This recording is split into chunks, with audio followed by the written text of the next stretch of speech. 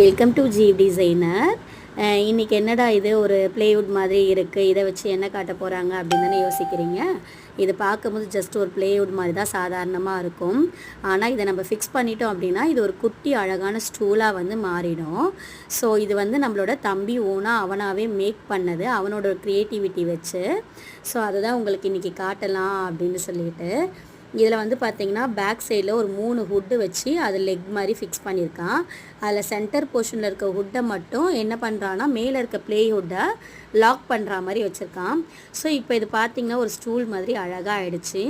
So இது வந்து நல்ல ஒரு ஸ்பேஸ் சேவிங்காக இருக்கும். நமக்கு வேணும்னா இதை வந்து ஃபிக்ஸ் பண்ணிக்கலாம், வேண்டானா இதை ஃபோல்டு பண்ணி வச்சுக்கலாம்.